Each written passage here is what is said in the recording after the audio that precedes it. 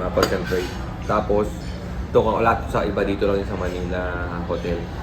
Nestle, ngayon na. Pero meron sa grocery. Ay, meron ba?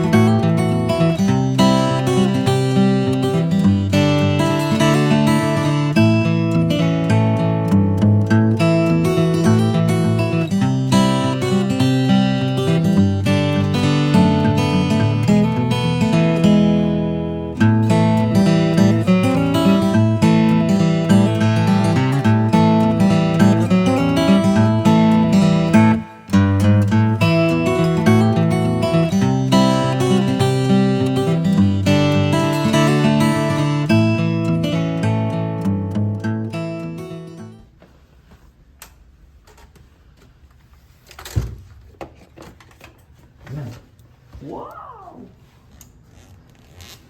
Ganda ba? Yeah. Aray ko. Traditional Filipino classic. TV.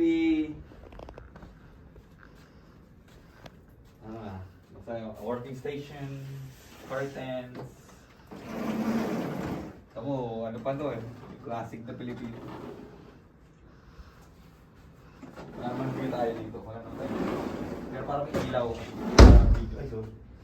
Bed, oh, classic. Filipino. Filipino-Spanish. Ref. Ano naman ito? Cabinets.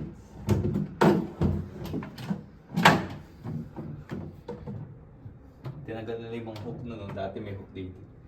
Ngayon automatic. Medyo nagmamodern na. Lock. Laundry bag. So, kit.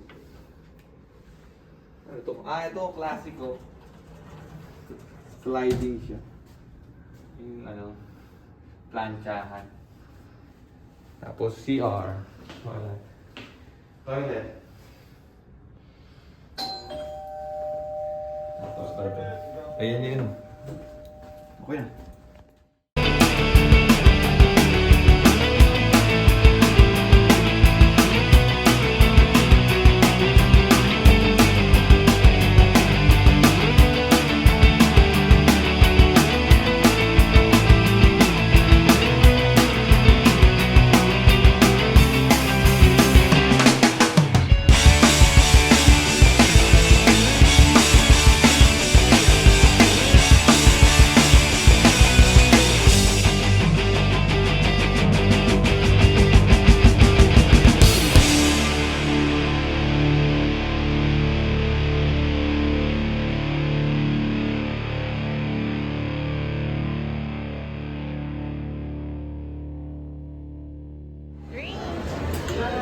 Fried cranberry.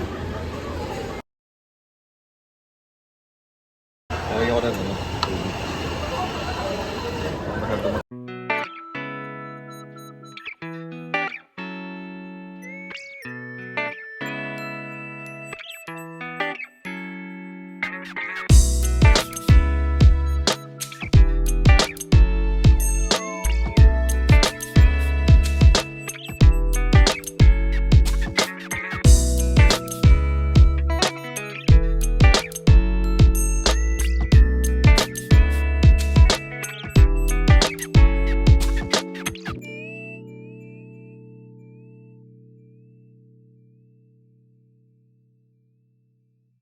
Ayan. Grilled bangus, mackerel, bacon, rice, fried rice, may hummus and roti bread. Meron ding bacon and egg. tikim, masarap na kumakain. American food, puro American. Hindi naman. Potato Filipino. marble, bacon, pork and beef na longganisa. Wow, Gulay. walang rice. Walang rice, kaya nakapag-try dito. Yan, oo nga. Naka-blurred yung gilid. Kaya nga. Yan. Cranberry juice na may dinilute ko ng water dahil masyado ma-concentrate. Tapos, ito lahat sa iba dito lang sa Manila Hotel. Nestle, melon na. Pero meron sa grocery. Ay, meron ba? Tapos yan, lychee, peaches, peras, watermelon. Malamang canned, no? Oo. Tapos, ang pinagkaiba pala dito, pag breakfast buffet, hindi naka-off yung station nila ng Japanese, pati Italian. Pero yung usual na pinupuntahan din na tao pag lunch, dinner, nakabukas, no? Oo. So yun, yung difference. Muna ng gamot, habang nasa hotel.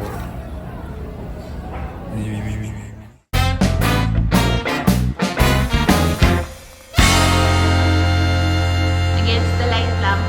Pero, this way, coming to the swimming pool.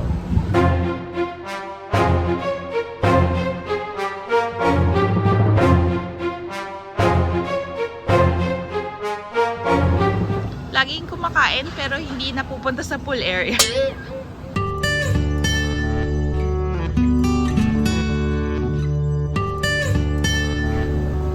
Simple pero aesthetic.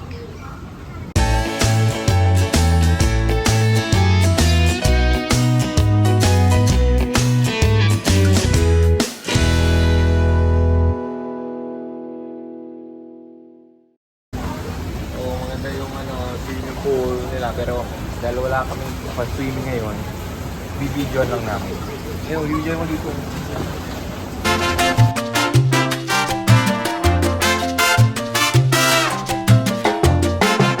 So that's it for the Manila Hotel. Room tour, Cafe Ilang-Ilang, and swimming pool. Overnight lang naman. Happy birthday! That's it.